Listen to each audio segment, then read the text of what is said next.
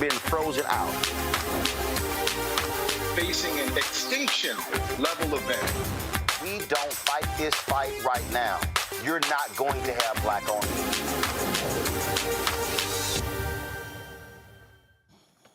All right, folks, welcome back to Roland Martin Unfiltered. So you've constantly heard me talk about on this show how critically important black-owned media is, how critically important the resources that for black-owned media, how these things absolutely matter. And one of the things that we've seen how some companies have stepped up when we in the Black-Owned Media Collective began to make these issues known in the wake of the death of George Floyd. And just so you can understand when I talk about how significant this is and how this has been going on for quite some time. John H. Johnson and the leaders of Essence Magazine, they were talking about this stuff 30, 40 years ago. In fact, 23 years ago, when the New York Times did a story on the sale of BET, I want you to read this here. Okay, go to my iPad. It says, this is dealing with BET and Viacom. The two companies are betting they will be able to increase the advertiser revenue at Black entertainment television, which reaches 62.4 million homes. But where, in Mr. Karmazin's view, as Meryl Karmazin, who was the then CEO of Viacom, the network has had a tough time getting the ad revenue that its audience merits. Blacks represent 13% of the population, but capture just 1% of advertising spending, according to Christopher Dixon, USB Warburg's entertainment and media analyst. Now, Mr. Karmazin said the sales staff could say to advertisers, how can you justify these lower rates other than discrimination? And obviously, you don't want to discriminate. BET has been getting its prices up, but we think we can accelerate the process. Now, if you read Brett Pulley's book, BET and the $1 Billion Bet, the unauthorized biography of Bob Johnson and BET, you read that particular book, he writes in that book that BET was getting, when it was black-owned, it was getting $1,500 for a 30-second ad. When it was, and what MTV was getting was $8,000 for the same 30-second ad. That's what Mel Karmazin was talking about. And he was like, when Mel Karmazin and Sumner Redstone saw what BET was getting, they were shocked. They were trying to figure out, how is BET a similar size of a company with MTV, yet MTV was getting $8,000 and BET was getting $1,500. My frat brother Todd Brown, who worked at Ebony, it talked about how Ebony was getting $20,000 for a full-page ad, yet Esquire, a smaller magazine, was getting upwards of $200,000 for the exact same ad. And so I'm talking about even these black-owned media companies, how we may actually get some advertising, but then what then happens when we don't get any advertising? So even when we do get the advertising, we're actually getting less money than white media. So when a lot of y'all out here talk about, man, we need black media for this, and we need black media for that, we need black-owned media doing this and doing that, this is real simple. We can't do any of that because we can't hire the additional people, because we don't have the additional revenue to hire the additional people. Then what the ad agencies and the brands then do, oh, you can't reach more people. Well, guess what? I can't reach more people because I can't market myself and take out billboards and digital ads and sponsor events because I have smaller revenue. Do y'all understand how this particular game is played? And so what then happens is, same companies, though, greatly depend upon African Americans buying a lot of their products. And so when we were talking about these issues, we were talking about, again, what's being done. And I remember, because I saw some Pepsi ads, I think it was in the BET Awards. This is 2021. So what happened was I sent this tweet to one of the black board members at PepsiCo. Darren Walker is the president of the Ford Foundation. Great brother who's doing some amazing things there. And so here's the tweet. I said, hey, Darren Walker, would love to connect with you to discuss PepsiCo, because he's also on the boards of Square and Ralph Lauren, and their commitment to spending money with black-owned companies, especially black-owned media. Please drop me a DM. Never heard from Darren. I also sent Darren an email today saying I was going to be doing this segment. And again, Darren's a good brother. But here's what happened. I got an email immediately from John Banner. John Banner worked at PepsiCo. John is now over at McDonald's. We had a great conversation. John hit me up, and John wanted to facilitate a meeting. And so we did that meeting, and again, I'm going back in my emails here, and I'm checking to see. And in fact, so the email, don't show it, so the email went out on July 13th. And he said, I hope my email finds you well, safe and healthy. If I may, I wanted to follow up on your tweet below. Would you have time to connect? Sure. So we did that. And so we connected, we got on email, and then what ended up happening was we then did a meeting. And in that particular meeting, we met with a number of different people. Derek Lewis, who was the then head of multicultural for PepsiCo, Christina Tyson, who supplied diversity for PepsiCo, John Banner, the head of sports. I believe the head of their foundation was on there as well, which I never understand. So let me just go ahead and say this as a side note, and I want y'all to understand something. We are a media company. I have New Vision Media. Under New Vision Media, I have Roland Martin Unfiltered. It's a separate company. Black Star Network is a separate company. This is a media company. I don't have a 501c3. But let me tell you what often happens with black-owned media. When we do these meetings, in the meeting, they'll have the foundation person or the diversity person. When they meet with Disney and Comcast, the foundation person ain't there. The DEI person not there. Do you know who's there? The chief marketing officer. Do you know who's there? The chief investment officer of the ad agency that represents them. That's who in the meeting. But what happens is black-owned media, we are treated like we're just this different animal as opposed to treating us like a media company. So, okay, so we took the meeting. So we began to have conversations, and so we had this conversation. Again, it's a great conversation. And so as I look at my emails that went through, there were some meeting requests that went through as well. In fact, I remember as I'm scrolling through, I believe we had a meeting that was in October of that year, and it was with some different folks. And I remember John said, Roland, thanks so much for following up. Hope all is well. We would very much like to connect with you and your team to discuss our efforts to support the black community and specifically black-owned media. Susan will work to gather the correct members of the PepsiCo team. Let us know who she should coordinate with. Many thanks and looking forward. So we did that.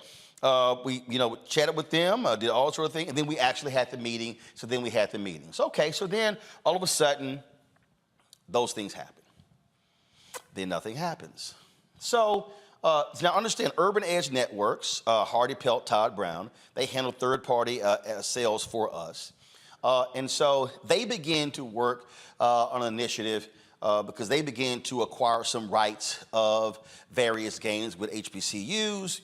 And so they began to talk to a variety of people, General Motors, P&G, PepsiCo, things along those lines. Well, they're embroiled in a lawsuit right now with the SWAT over that very issue. And in that particular lawsuit, I'm just going to pull it up here. This is I'm just going to show you the top of the lawsuit. So this right here, go to my iPad, is the lawsuit where they are suing Weber Marketing and Consulting and the Southwestern Athletic Conference and Charles McClellan, who is the commissioner. This is the Urban Edge Network. Now, in this particular lawsuit, they're suing them, claiming tortious interference because of some things that they allege the SWAC did, and Weber Marketing did. But I just want you to see this here. Go to my iPad. It says right here, number 36 on page 12. Within the last year, UEN instituted an oral agreement with Pepsico through direct communications and negotiations with Christina Tyson, Director, Supplier Diversity, Global Procurement, located in Dallas, Texas. Pepsico agreed to start advertising during HBCU games on UEN's streaming channel. Scott Finlow, Global CMO Food Service at PepsiCo, said the $50 million PepsiCo has put towards black-owned businesses over 5 years is a part of our company's larger commitment of over $400 million towards advancing racial equity, racial equality within the company, industry, and communities we serve. Based on negotiations between the parties, UEN expected to be a significant part of PepsiCo's growth initiatives. Full stop. Come to me now.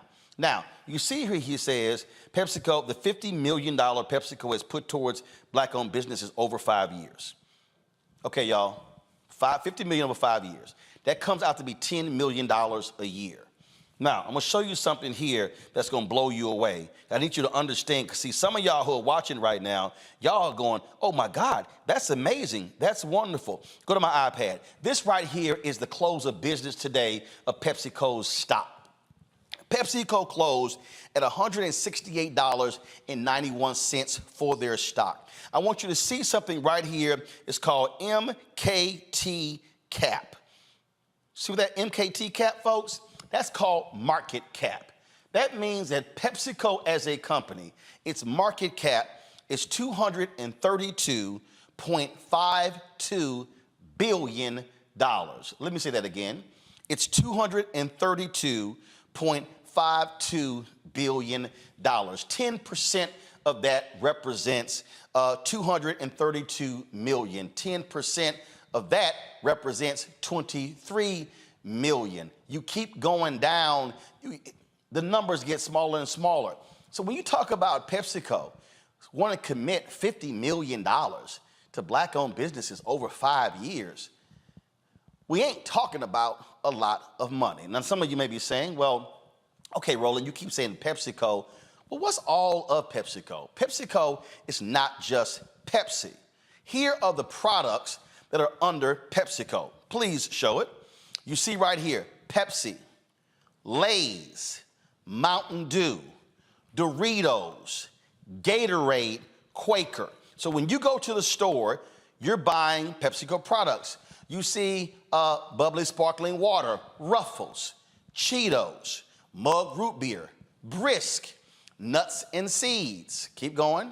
Tostitos, Sierra Mist, Starry, Stacy's, Sobe, Propel. Keep going. Off the Eaten Path, Pastaroni, Pure Leaf, Pure Delicious Simply, Rice-A-Roni, Sun Chips. Keep going. Frito-Lay, Jack Links, The Walking Taco, Al Valle, Aquafina, Aunt Jemima, Baconettes, Bear, Boat 24, Cap'n Crunch, Chester's, Cracker Jack, Dole. Keep going. Driftwell, Evolve, Fritos, Fruit Leaf, Funyuns, Gamesa. Keep going. Grandma's, those are the Grandma's cookies there. Health Warrior, Hilo Life, Life Water, Lipton, Luza, Manzanita Soul, Maui Style, Miss Vicky's, Mother's, Munchies, Munchos, Muscle Milk, NATO Chips, Near East, Ocean Spray, Popcorners, Red Rock Deli, Rockstar, Rolled Gold, Sabritas, Sabritones, Santitas, Neon Zebra. Hope I'm pronouncing those correctly. Let's see here. Nut Harvest, Smart Food, Spitz, Soul Boost, Tazo. They have a deal with Starbucks with some of their coffees. Variety Packs, Yat Chat. Is that it? Now, if I go through that, I'm thinking about those pretzels I bought, Gatorade I bought. I love the chili cheese Frito-Lay. I'm thinking Funyuns. My family loves Funyuns. I can go. I eat oatmeal, quick oats meal. So it's a ton of those products that I bought. It's a ton of those products that black people buy. So now you have to ask the question, all right, PepsiCo, are you spending fair share with African Americans? What's your spending on black-owned media? So earlier, I sent an email to several of the board members. I sent an email to some others as well, because I wanted to know that. And first of all, let me just show you here. So this here is the, I'm gonna show you first, leadership. So this is the leadership of PepsiCo right here. So you see their chairman and CEO. Go to my iPad. You see the other executives. You see Tina Bagalki, who is the Global Chief Diversity and Equity and Inclusion Officer. And then if I keep going here, and I keep going and keep going and keep going, and then finally, I get to, so hold up, I'm gonna find, what was the name here? Because that was a woman who was the CMO, Jane Walkerly. She's Executive Vice President, Chief Consumer and Marketing Officer. Then I get to the brother, Stephen Williams. He's the Chief Executive Officer, PepsiCo Foods. So of their executive leadership, there's only one African American. All these positions. Okay, I got that. So then I go over here, and then I want to show you their board members, because this is also important. We talk about leadership. We talk about members of the board of directors. These things matter as well, because when we talk about leaders, and so here you go. So you got the chairman of the board. You got Segun Agbaje, is a brother who is with the CEO of Guaranteed Trust Holding Company. He is here. Then you also have Edith W. Cooper, who is the former executive vice president and global head human capital management, Goldman Sachs Group. You got other board members here. Then, of course, you have Darren Walker, who is with the president of the Ford Foundation. I see Cesar Conde. He's right here, chairman of NBC Universal News Group. And so all these people. So why am showing you that? So they've got representation of African Americans on the board of directors, and that's critically important. It's great to have a CEO in Stephen Williams. That's important as well. But when we talk about African Americans in business, we're not just talking about black folks who are on boards and then black folks who have senior positions. We also are talking about being in the deal flow. We're talking about business being done. We're talking about spending being done. And I can tell you what has transpired over the last 2 years with us specifically has been nothing. Now, I had a call with Christina Tyson, and one of the things we talked about was that, well, because here's the deal, you had UEN with their lawsuit against them. First of all, Urban Edge Network is third party. They are their own company. I can handle my own sales. So I've done meetings with their ad agency. So I remember it was like a year went by. I was like, yo, I ain't heard from your people. And so all of a sudden we began to have those calls, and those things began to happen. And again, if I sit here and go through my emails here, I see lots of emails back and forth, and we're having this meeting and that meeting, and I'm literally sitting here going, meeting set 9/23, and then I'm sitting here seeing stuff.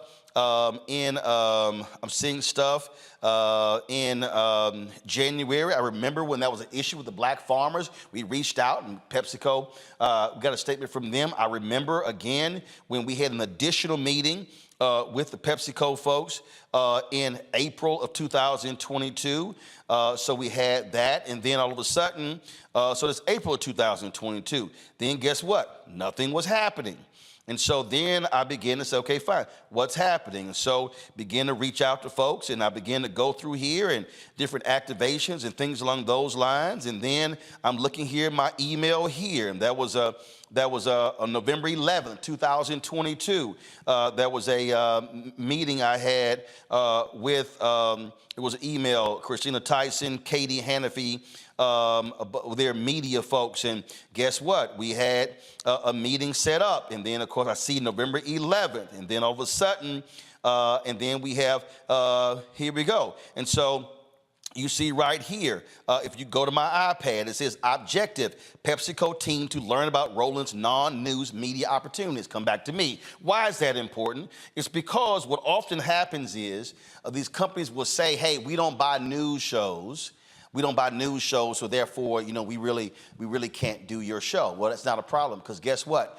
We've done major deals, 7-figure deals with Coca-Cola. We've done customized content. We've done deals with Procter & Gamble. We've done deals with General Motors.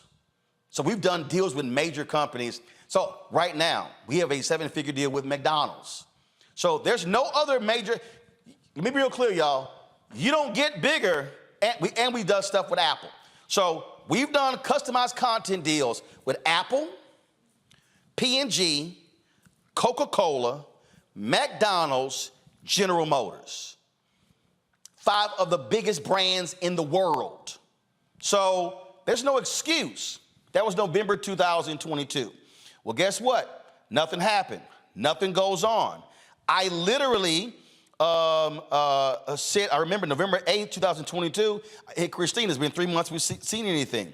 And then all of a sudden, here we are in November. Like, what's up? January or February 2023, I do a meeting with their people. Again, nothing. I see their folks at Essence. I meet the new brothers of Old Multicultural. He said, hey, we need to get together. You're absolutely right. That was July. Nothing. I see one of their folks at InvestFest in Atlanta. She's like, hey, our people need to get together. Says, hey, guys, you need to get together with Roland. That's in August. Nothing. So here we are in the last quarter of 2023, nothing from PepsiCo. I sent their various executives a question. I sent them emails earlier asking them, and I sent this to their Chief Diversity Officer, CEO of North America Beverage, CEO of North America Packages, as well as their CMO. And I asked them a series of questions. I asked them, and what I wanted to know from them, and this is exactly what I said. I said, what is the annual marketing advertising spend of PepsiCo? Please provide numbers for 2020, 2021, 2022, 2023. What is the total Black-owned media spend? Do you have an established goal of what you desire to spend with Black-owned media, 1%, 2%, 3% or higher? What is the total spend of contracts from PepsiCo? And what is the percentage and dollar amount with Black-owned companies? Thanks a bunch. Look forward to hearing from you. Why am I asking all of that? I'm asking all of that because, folks, these companies want Black consumers to keep buying their products, but they do not want to then invest in Black-owned businesses. I had Mark Morial on here, and we talked about the 5-year, $10 million initiative they had with the PepsiCo Foundation to stand up Black restaurants. I absolutely support that. We talked about the initiatives that PepsiCo had trying to drive $100 million in receipts to Black-owned businesses over 5 years. I support that, even though they can't track it, and that's coming from one of the members of their advisory committee. But here's the reality. If PepsiCo is spending $3 billion annually on advertising and marketing, and if PepsiCo spends just 5% of their marketing advertising budget with Black-owned media, that's $150 million a year. Over 5 years, that's $750 million. So if I compare that comment that was in the UEN lawsuit, if they were trying to spend $50 million over 5, and in the advertising space alone, you could spend $750 million over 5, don't you think that changes the look and the face of Black-owned media? Do y'all now see how we are being starved out of business by not being able to get resources? I see ads everywhere. I see ads on mainstream media. I see PepsiCo ads on Black targeted media. But what about Black-owned media? I reached out to several of my friends in Black-owned media. Do y'all know that Butch Graves' dad, they were PepsiCo bottler for about 20 some odd years?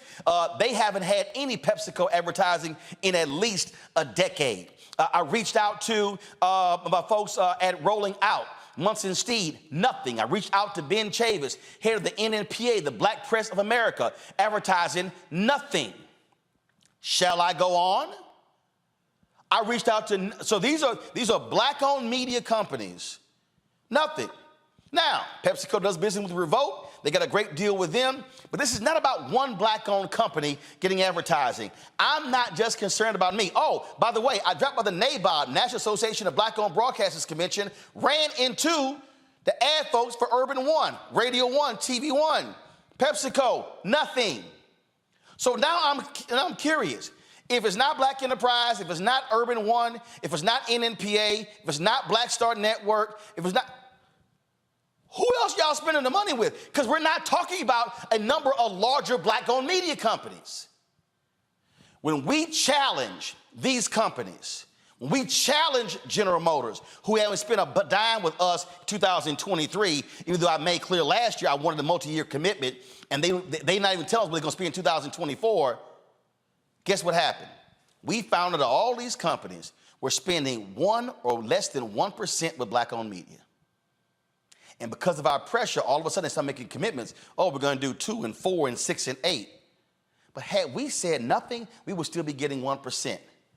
So if y'all want to know why black-owned media is small, do you want to know why black people can't contribute more money to HBCUs? If you want to know why we can't buy our own tables at the NAACP, the National Urban League Convention, you want to know why we can't contribute to Congressman Jim Clyburn's campaign or other CBC members or anybody else? It's because black-owned media and black business overall are literally being frozen out of the economic pot in this country. They are feeding us a crumb and trying to convince us it's a meal. Hell, Pepsico not even feeding us with their chips and their drinks. We literally are getting nothing. And so you as the black consumer do understand they want you to keep buying their products. They want you to keep spending, but they do not want to spend with black-owned media. Now, I told PepsiCo, I'm going to give y'all time. I'm going to give y'all time. I think 2.5 years is long enough. And I said, I'm doing this show. We don't get to where we are if black folks remain quiet. Operation Breadbasket was not about that. Reverend Leon Sullivan was not about that. And I'm telling y'all right now, and let me be real clear, I have absolutely nothing to lose. Because they gave me no money 2 years ago, no money last year, no money last month, no money last week, no money yesterday. And this is not about, oh, Roland, you just want to get some money. Here's the deal. I can't hire more reporters. Do y'all know I would love to have 1 or 2 reporters whose sole job is to cover the 58 members of the Congressional Black Caucus? I can't afford it because then we can't get the advertising. But you know what I see? When I go to CBCF, I see all these companies spending money on parties. But are you supporting the black-owned companies who are doing the work the other 364 days a week? What I'm trying to get everybody listening to understand is that we are never going to have robust black-owned businesses as long as corporate America, these major brands, and the ad agencies are freezing us out of the $322 billion being spent annually. You are the consumer. There are at least 8 or 10. Go through them real quick. So I spend money. Roland Martin spends his own money on Lay's, on Gatorade, on Quaker Oats, on Ruffles, on Cheetos, for my nieces and my other family members.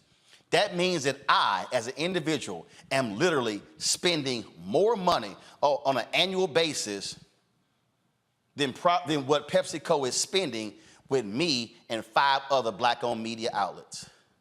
That literally makes no sense for a company with a $232 billion market cap. Scott Bolden, nothing changes if we stay silent. And people tell me, man, why you got to call these companies out? We did the right thing, Scott. We had the meetings. We put the presentations together. We showed capacity. We showed what we can do. We showed other clients that we've done it with. And they still literally ignore us. Those numbers are incredible because we know that Black America is one of the largest group of consumers in the country. I think it's $1 trillion or $3 trillion or no. It's 1.3 trillion. In 5 years, it's going to be 1.7 trillion. Go ahead. Close enough. It makes the case. But you know, Roland, as I listen to your report, I'm sitting there thinking there's a lot of arrogance on the part of these companies. Yep. Because we don't make them spend with black media because they almost presume that Black America, as consumers and big consumers, they're going to buy our products anyway. They're not going to listen to this particular show and say, I'm going to stop buying those products because black people have gotten comfortable being in that consumer space. So on one hand, you're absolutely right. Anybody listening to your report would say, I agree with you. That's outrageous. Then as a strategist and as a lawyer, I would say, okay, so what's our leverage point? How do we compel compliance or compel just some leverage on making them spend more with black media simply because black people consume their products? Well, Scott, I tweeted this out yesterday. I'd love to get your thoughts, Robert. I said there are two ways to impact these folks: class action lawsuit and boycott. If they don't want to do business with us, Dr. King literally told us this on April 3rd, 1968, that we must redistribute the pain. Robert? Well, I think particularly with PepsiCo, we might need to be boycotting that in general because of diabetes and everything else and heart disease. I think we need to boycott a lot of those products just off top. But you're completely correct, Roland, and we have to start exercising economic power. Not only should we be looking to divest from people who don't invest with us, but we need to be investing in black-owned businesses within our own community to grow them to such a size that they will be able to have the capacity to invest into black media. You have to create an entire circle, entire ecosystem around this. There are plenty of black-owned soda companies in this country, small mom-and-pop shops that you can order on Etsy that would love to grow, and they would love to have the opportunity to have those dollars that we are giving to PepsiCo every year. There are plenty of potato chip companies around here that are made out of people's kitchens and sold at farmers markets on the side of the road that would love to have the support of the black community to get behind them. There's not enough simply to tell people who we aren't going to spend money with. We have to vote with our dollars and start supporting people in our own communities, grow those businesses up, and then we're able to create the economic system where we can support ourselves. Go to my iPad. Rebecca, you get the final comment here. This is what Dr. King told us in his mountaintop speech, because too many of us focus on the mountaintop part, not what he said above. He said, we don't have to argue with anybody. We don't have to curse and go around acting bad with our words. We don't need any bricks and bottles. We don't need any Molotov cocktails. We just need to go around to these stores, into these massive industries in our country and say, God sent us by here to say to you that you're not treating his children right. And we've come by here to ask you to make the first item on your agenda fair treatment where God's children are concerned. Now, if you are not prepared to do that, we do have an agenda that we must follow, and our agenda calls for withdrawing economic support from you. Rebecca? You know what, Roland? I'm thinking about in 2017 when PepsiCo decided to run an ad featuring a Black Lives Matter type rally, and it starred Kendall Jenner breaking up the crowd in the rally and bringing peace because she was drinking a can of Pepsi. And as far as I know, I never heard of that particular agency that decided that was a good idea to run that type of ad. I haven't heard that PepsiCo fired that agency and decided to actually work with inclusive agencies that would have known that wasn't a good idea.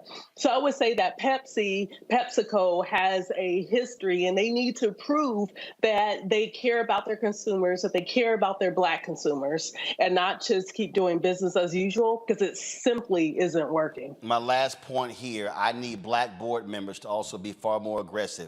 Yeah. Being on the board is not just you collecting a check or getting stock options. It's you being a voice there. John H. Johnson and Earl Graves and others did not fight to increase more Black people on boards of directors for those African Americans to get paid while other Black folks do not. There's a collective call that you must be involved with, and Dr. King in that same speech talked about when we as Black people move as a collective. And so, PepsiCo, I would love to hear from you. So would Black Enterprise, so would Urban One, so would the NNPA, so would Rolling Out, so would other Black-owned media. But let me be perfectly clear. Do not think for a second that I'm going to stop just with PepsiCo. I'm going to use this platform and use this voice to call out ad agencies and companies by name who refuse to do business with us.